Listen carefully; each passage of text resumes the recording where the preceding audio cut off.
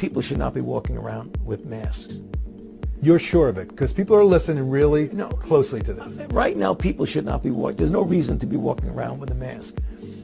When you're in the middle of an outbreak, wearing a mask might make people feel a little bit better, and it might even block a droplet, but it's not providing the perfect protection that people think that it is. And often, there are unintended consequences. People keep fiddling with the mask and they keep touching their face. The issue that you mentioned early on about masks.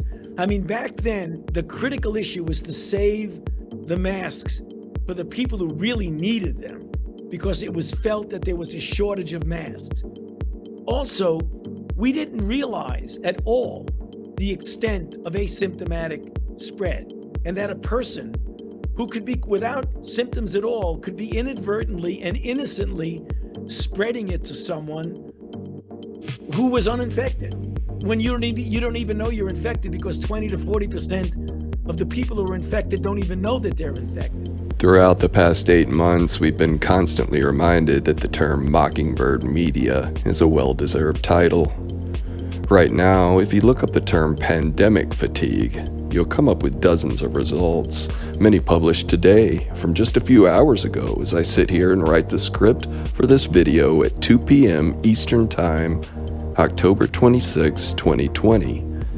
Although the term was used in publications before October, they are relatively few and far between. So why is it that just now we are bombarded all of a sudden with propaganda pieces on this pandemic fatigue and warned of the supposed dangers we face because of it? Well, all you have to do is look at the source. In this case, the World Health Organization and the Gates-created Global Alliance for Vaccines and Immunizations. Turns out, in early October, the WHO produced this article on how to deal with pandemic fatigue, which tells us that people are feeling demotivated about following recommended behaviors to protect themselves and others from the virus.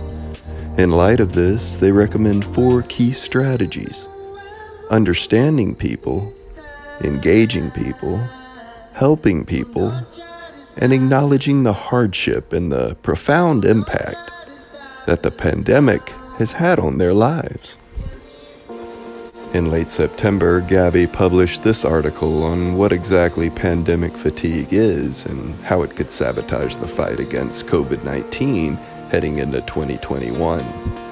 The article makes sure we know the difference between post-COVID fatigue and pandemic fatigue, with the former referring to the physical malaise one experiences while recovering from, say, the flu, and the latter referring to the psychological state of being, quote, overwhelmed with still having to maintain a state of constant vigilance, in this case 6 months after the pandemic started, and a weariness to abide by those restrictions, unquote.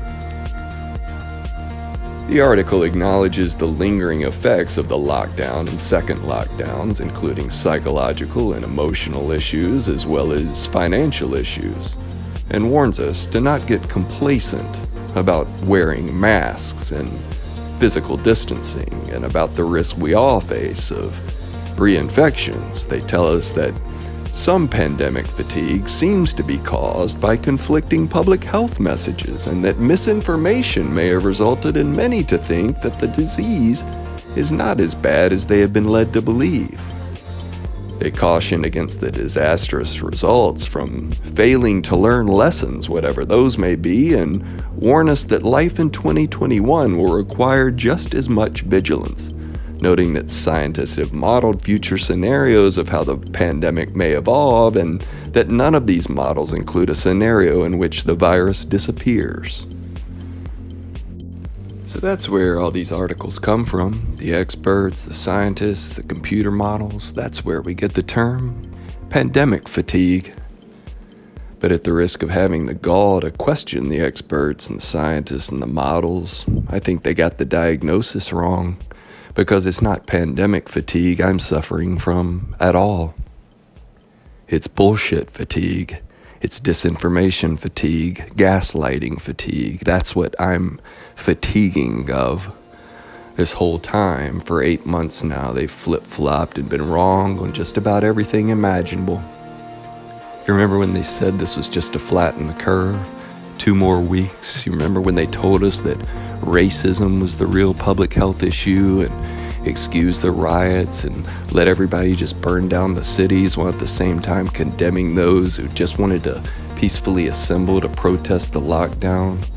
You remember when they shut down every store but Walmart and chain grocery stores and let small business owners out in the summer heat to rot? You remember when the guy who came up with that garbage computer model went out and fucked his mistress because he couldn't even follow his own stay-at-home orders? You remember when he closed down our gyms and our churches and our AA meetings, but left the liquor stores open, and then he blasted fear on every channel to scare us into compliance with your bullshit rules that you've known was bullshit this whole time? You remember that Lifetime actor shill who told us that masks weren't necessary, and then he lied about it 2 months later and made up a story about how he didn't want our healthcare workers to be without any masks of their own. And now you want us to pretend that you have any credibility left whatsoever. You want us to pretend that it's social media dividing us and not the constant lying and gaslighting you propagandist hacks laughingly refer to as journalism. You want us to continue to believe that the more we comply with your humiliation rituals, the faster you'll lift the restrictions.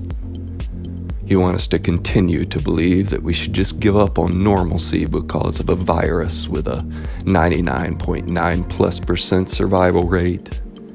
You want us to continue to believe that more testing means more cases, means more deaths, when all of us know that you're just desperately trying to resuscitate a cold, dead corpse of a narrative because you have a political axe to grind.